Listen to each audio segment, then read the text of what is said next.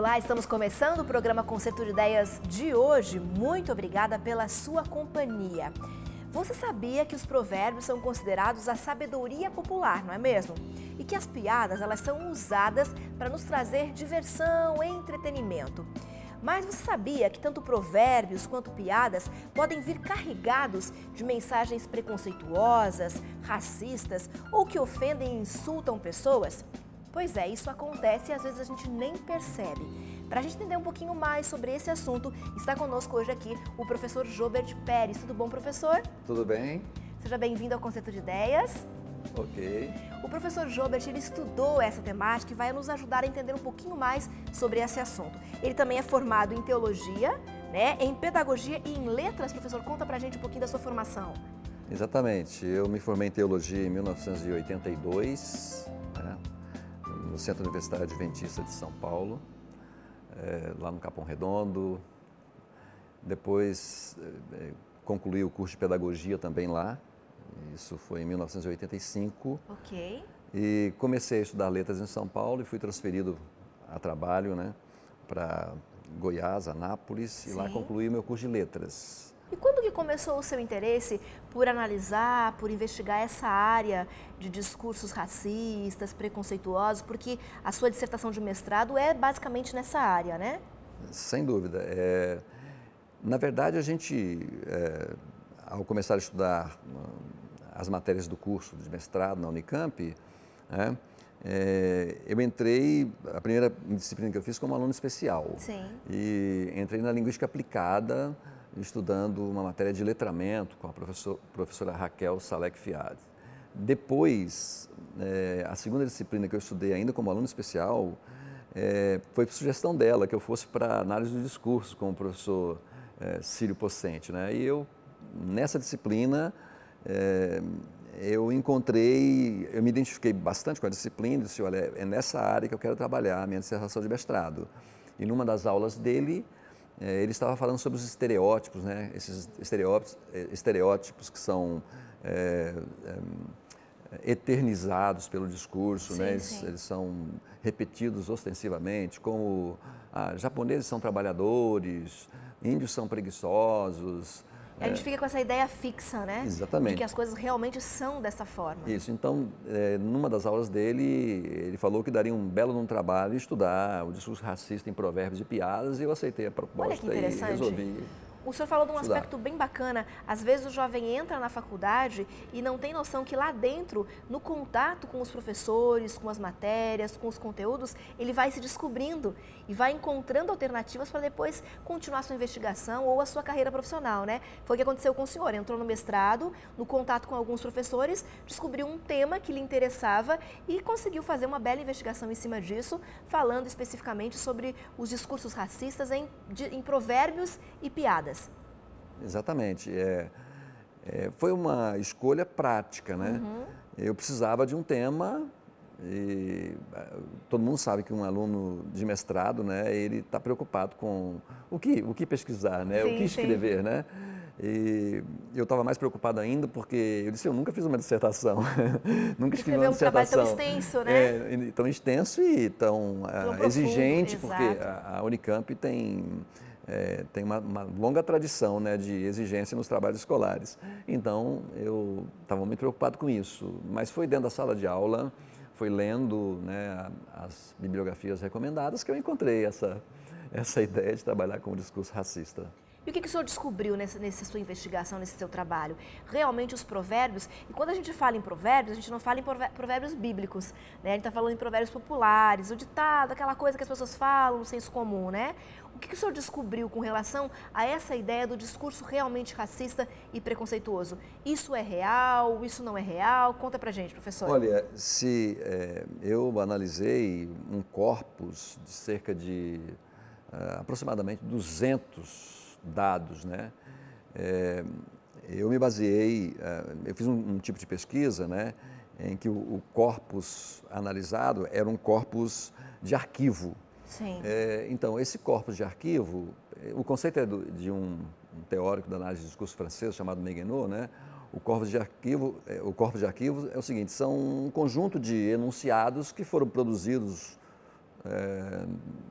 a partir de uma instância particular, a partir de uma posição de discurso, né? E eles estão arquivados, estão arquivados e eles fazem parte de uma memória discursiva. Esse conceito de memória discursiva é muito importante, porque é a partir dessa memória discursiva que nós nos filiamos a certos sentidos e não a outros sentidos. É interessante isso. Então, quando a gente entra, por exemplo, numa rede social e a gente encontra lá uma ideia que vem através de um meme, né? Inconscientemente, se a gente acha bom, curte, né? Involuntariamente, conscientemente, a gente se filia àquela ideia quando curte, ou quando repassa, ou quando compartilha, sem se dar conta, às vezes, né, de que ela está veiculando estereótipo, ela está veiculando uma falsidade, né, um discurso que ofende, machuca. Que é preconceituoso, exatamente. Então, a minha dissertação mostra claramente isso, que nós temos no Brasil, né, historicamente, né, uma memória discursiva racista. Nós temos isso e eu tenho uma porção de dados, muitos provérbios racistas e muitas piadas racistas. Como que se construiu essa memória discursiva racista, professor Joubert? Olha, essa memória, ela se constrói, né? Ela é alimentada pelos discursos que são feitos, né? Então, sempre o poder econômico, né? Por exemplo, os provérbios racistas, eles não circulam livremente hoje, que eu saiba, né? Sim. Porque é crime, racismo é crime. Racismo é criminalizado, mas dentro de uma economia escravagista, né, era muito comum o senhor, né, da Casa Grande, certo? Sim. Branco, rico, que tinha muitos escravos, justificar os maus tratos, o sofrimento, né, infligido aos escravos que eram considerados, há provérbios do meu corpus de análise que diziam que negro não é gente. Por exemplo, negro só tem de dente, só tem de branco os olhos, negro só tem de branco os dentes. Que seriam as partes brancas, né? As partes brancas. Então, negro não é gente. Bom, só se fosse branco. Se ele não é gente, então eu posso tratá-lo como uma besta fera, como um animal de carga, eu posso explorar seu trabalho. Então... baseado nesses provérbios, nesses ditados populares, que seria a sabedoria do povo, então foi se construindo uma ideia a respeito foi se justificando a escravidão, né, e os maus tratos aos negros. Justificando a permanência de uma economia escravocrata, né, que explorava a mão de obra barata dos negros. Né? Quando essa mão de obra deixou de ser interessante, eles alforriaram os negros, descartaram os negros, e aí as ruas do Rio de Janeiro ficaram infestadas dos negros capoeiras. E houve até uma lei, acredite se quiser, né? Uma lei chamada a Lei da Vadiagem, que punia os negros que não tinham trabalho, mas eles não davam emprego aos negros, porque havia provérbios que diziam que negro é ladrão, negro furta. Então havia muitos provérbios e muitas ideias, né, que estavam nessa memória coletiva, nesse arquivo, né, essa memória discursiva, que justificavam um preconceito contra o negro, né? Sim. E você vê a repercussão disso, por exemplo, em anúncios classificados, não sei se circulam hoje ainda, não estou bem atualizado, né, que exigem dos candidatos ao emprego boa aparência.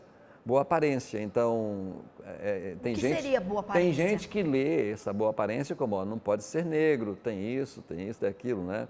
Eu li também a respeito de um canal de televisão em que o dono do canal de televisão diz que não era para aparecer, né, negro e desdentado na televisão dele. Quer dizer, isso é coisa recente. Então, atual. É atual. Esse tipo de coisa existe. Continua. Não dá para negar. Continua. Ele se perpetua de formas diversificadas. Continua. Eu poderia dar exemplos aqui. Sim. De maneira mais prática? Eu poderia dar exemplos de coisas que aconteceram mais atualmente, de como vai mudando o aspecto, mas o racismo continua lá. Né? Ah, você não é negra, você é moreninha. Então, como se fosse amenizar, como se fosse um problema e tivesse que ser amenizado. Você não é negra, não, você é moreninha. Então, como se negar o fato de alguém ser negro, né, e dizer que é moreninha, como se isso fosse uma coisa favorável, que eu dissesse para melhor porque não é negra, é porque é moreninha. Exatamente. Né? Mas qual seria, professor, porque a gente está falando de provérbios, né, que Certo. seria a sabedoria popular, que deixaria claro para as pessoas a opinião que se tem e no auxílio da construção das memórias.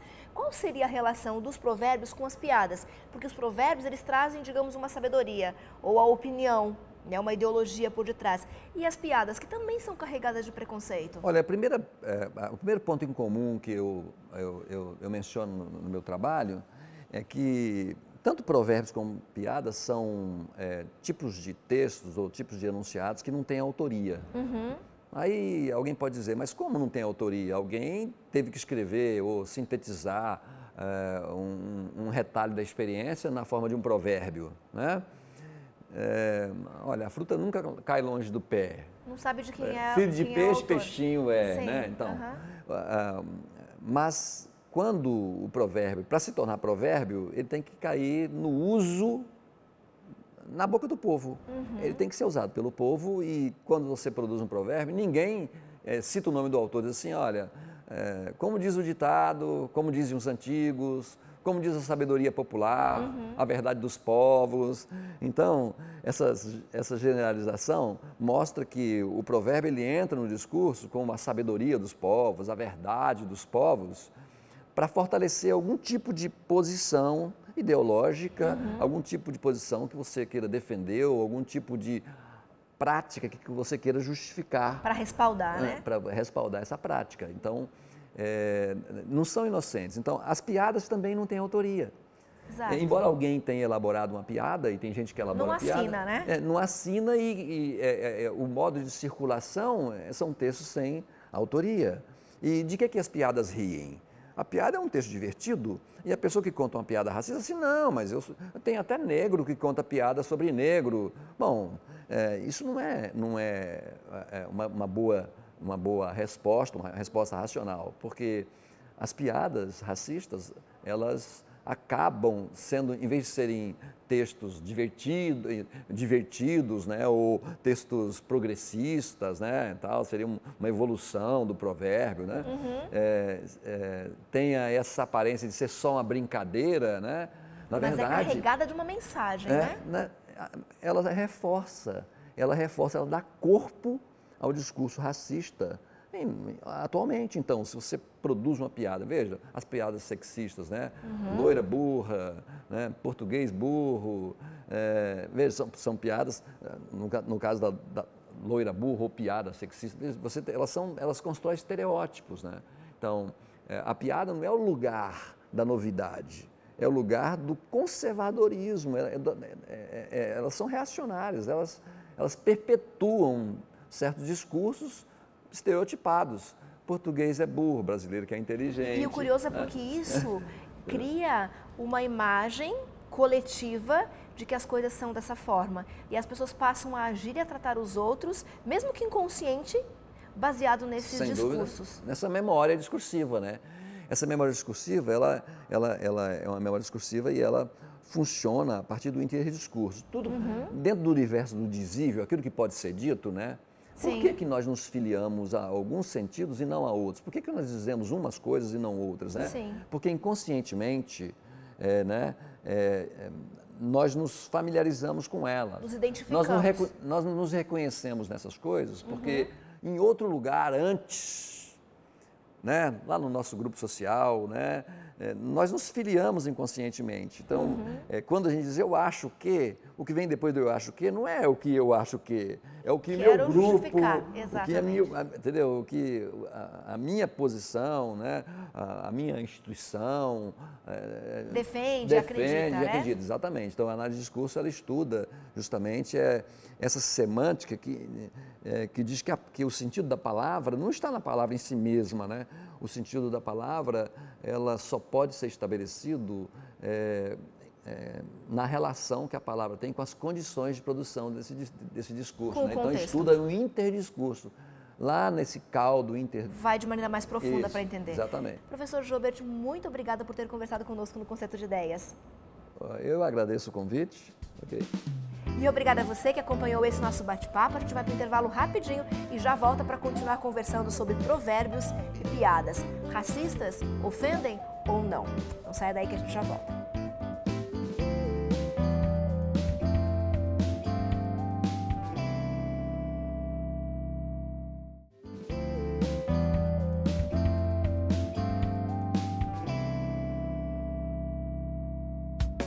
A gente já está de volta com o Concerto de Ideias. Hoje nós estamos falando sobre o conteúdo preconceituoso, racista ou machista dos provérbios, os ditados populares e das piadas. No primeiro bloco, um professor especialista nessa área nos explicou que esse conteúdo é a ideologia ou o discurso de uma comunidade, de um grupo e defende alguns interesses. E sim, é muitas vezes preconceituoso e racista. Agora, no segundo bloco do Concerto de Ideias, a gente vai conversar aqui com o Giovanni Manzoli. Tudo bom, Giovanni? Tudo bem, Betina? O que o pessoal de casa acompanha hoje no segundo bloco desse programa? No segundo bloco, nós vamos conversar com pessoas que já sofreram racismo para entender como ele se encontra presente na sociedade atual. Racismo hoje em dia, Giovanni? Pois é. Vamos acompanhar então agora no Concerto de Ideias. Sabrina, durante a sua trajetória, durante a sua vida, quando que você percebeu que estava sendo vítima de racismo, que você estava sendo tratada de uma forma diferente? Então, ano passado, eu fui ao mercado com meu irmão, a gente foi de bicicleta, era para fazer exercício também, a gente aproveitou a distância longa até o mercado. De mochila para trazer as compras, porque era longe, e quando a gente chegou lá, a gente percebeu que o segurança seguia a gente em cada corredor que a gente ia. E a princípio, aquilo pra mim ficou muito estranho, porque tinha outras pessoas no mercado e elas não eram negras. Então eu fiquei sem acreditar, porque até isso não tinha me acontecido até aquela altura da minha vida. E eu, sabe, é uma sensação de não tô acreditando que isso está acontecendo. Wenderson, você nunca sofreu uma agressão real por causa da sua cor de pele, mas já vivenciou situações em que talvez um preconceito estava aí meio implícito, né? Conta pra gente como se deu isso. Eu me lembro de umas 2 a 3 vezes. Um episódio era quando eu tinha, sei lá, meus 3, 4 anos. Eu lembro que um coleguinha, uma outra criança, me perguntou se eu gostava do meu cabelo. Assim, como eu falei, não é uma agressão aberta, mas é uma pergunta que tem para mim um fundo um tanto racista. Por que eu não gostaria do meu cabelo? Por ele ser um cabelo afro, entende? Essa é uma das questões. Um outro caso, um outro episódio que eu me lembro, eu já estava um pouco mais velho e era uma fase onde tinha toda aquela discussão assim, entre pré-adolescente sobre qual era o padrão de beleza e tudo mais. E eu via que sempre existia um padrão de beleza que ele era totalmente o contrário do que eu sou e do que eu me encaixo. O padrão de beleza que as pessoas tinham ia para uma outra direção e por causa disso a minha autoestima foi influenciada e demorou um bom tempo.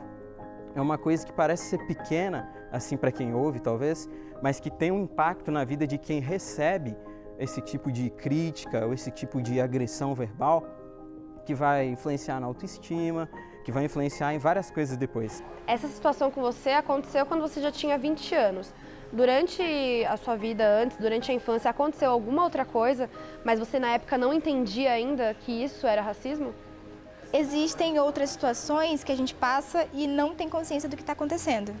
Quando eu era criança, os meus pais sempre trabalharam muito e sempre precisava ficar alguém cuidando da gente em casa e da casa em si. E entre essas pessoas, uma das nossas empregadas era bem branca, olhos verdes e tal. E chegou as férias, a gente precisava viajar para a casa da irmã da minha mãe aqui em São Paulo. E a empregada ficou sabendo, ela teria férias também, e aí ela falou assim pro meu irmão, que tem a cor bem mais escura que a minha.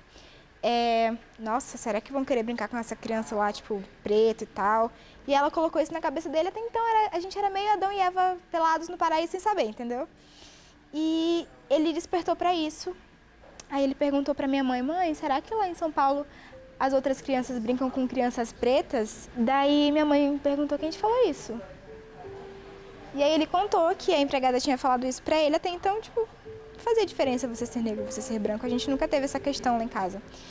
E aí ela teve que explicar para o meu irmão que não era um problema ser negro e que ela o amava, me amava, a gente se amava, nós éramos uma família e que a gente era dessa cor porque nós éramos filhos do papai e da mamãe que eram daquela cor. Então, tipo, não poderia ser uma coisa mudada ou alterada porque as outras pessoas não gostariam da gente. Por que, na sua opinião, existe esse comportamento preconceituoso e de indiferença dentro da sociedade? Olha, eu penso que tem vários fatores que levam alguém a ter esse tipo de comportamento. Acredito que fatores sociais, históricos, da construção talvez da imagem do negro diante da sociedade, da construção da imagem daquele indivíduo que muitas vezes o bandido, porque existe uma população carcerária que tem uma quantidade muito grande de negros. Acredito também que pode ser pela construção da imagem, dos padrões de beleza que não valorizam a cultura afro, que não olham para o negro, para o indivíduo negro como algo que é belo, enfim. E hoje em dia, você já está no último ano da faculdade, tem situações nesse ambiente universitário que você percebe que é uma situação de racismo. Como que você age, como você reage a esse tipo de coisa hoje em dia? Felizmente, as pessoas com quem eu convivo têm essa consciência. Então, eu não preciso passar por situações assim na minha roda de amigos, por exemplo. Mas eu entendo que o preconceito é uma coisa pessoal. Então, se eu vejo que eu tenho a oportunidade de trocar uma ideia com aquela pessoa que falou alguma coisa pra mim ou fez algum comentário racista, eu não perco a oportunidade, eu falo alguma coisa, mas geralmente, se for uma coisa só minha, por exemplo, de eu me sentir ofendida ou não, se eu estiver muito segura, tipo, eu não tenho problema em ser negra, então eu não deixo passar, não tenho problema com isso. Mas se for uma situação de eu estou sendo preterida, estou sendo excluída ou estou tendo uma oportunidade tirada por conta da minha cor, aí sim eu acho que é válido você fazer alguma coisa, bater o pé e impor o seu direito. Você não é ligado a nenhum movimento ativista que luta em prol da causa do negro, mas você se considera alguém que dá importância a esse tipo de reivindicação? E de que forma que esse tipo de comportamento pode ser resolvido, na sua opinião? Como você disse, né? Eu não sou ligado a nenhum movimento ativista, tudo mais, mas eu acredito que pensar sobre essas causas, refletir nesses pontos, é algo importante para a sociedade como um todo. Quando a gente fala do racismo, eu vejo como um problema que não se limita a atitudes específicas, a ações pontuais. Eu vejo como um problema maior, um sistema. Eu acredito que nesse processo toda a comunidade, de um modo geral, deve pensar sobre isso, deve ser chamada a discutir sobre essas coisas, quer tome uma decisão de ser militante ou não. Eu não sou militante de nenhuma causa, mas eu acredito que é importante sim a gente trazer essas questões para discussão. Então eu me considero sim alguém que dá importância a esse tipo de causa, a começar pela minha própria atitude. Eu tento, na minha própria experiência de vida, procurar crescer, me desenvolver, porque eu vi outros bons exemplos ou outros modelos de vitória que me inspiraram, me levaram a seguir, e eu também desejo ser, de certa forma, um bom modelo, um modelo de vitória. Não no sentido de uma revolta, tudo mais, mas uma libertação no sentido de um indivíduo que se aceita. Agora ele pode olhar no espelho em paz e se aceitar e ser feliz do jeito que ele é. Como eu havia comentado com você no outro contexto, né? Que por causa de algumas daquelas críticas, de algumas coisas que eu ouvi, eu acabei criando uma imagem negativa de mim mesmo e por algum tempo eu tive que lidar com essa aflição, esse conflito. E eu imagino que com um dos passos é a representatividade e o outro é o negro tomar consciência de si, tomar consciência dessa situação do racismo que existe, não se limitar a isso. Existe um problema sim, mas você não deve se limitar a essas circunstâncias, não deve se fazer de vítima, assim eu penso. Não deve falar, a situação está assim, está ruim, então vamos deixar como está para ver como é que fica. Eu acredito que essa não é a melhor alternativa. A melhor alternativa é a gente reconhecer a nossa situação, buscar escrever uma história, escrever uma narrativa de vitória. A gente vai chegando ao final de mais um Concerto de Ideias, mas para finalizar esse programa, a gente gostaria de destacar uma palavra: empatia. Quando você estiver conversando com amigos, com familiares, com pessoas próximas a você, ou então grupos que você não conhece muito, procure se colocar no lugar do outro ao utilizar um provérbio, um ditado popular ou fazer uma piada, uma brincadeira. Você gostaria de ouvir o que você está dizendo se você estivesse no lugar da outra pessoa? Fica aí a dica então do Concerto de Ideias de hoje. Um beijo muito carinhoso, a gente volta na próxima semana. Até lá!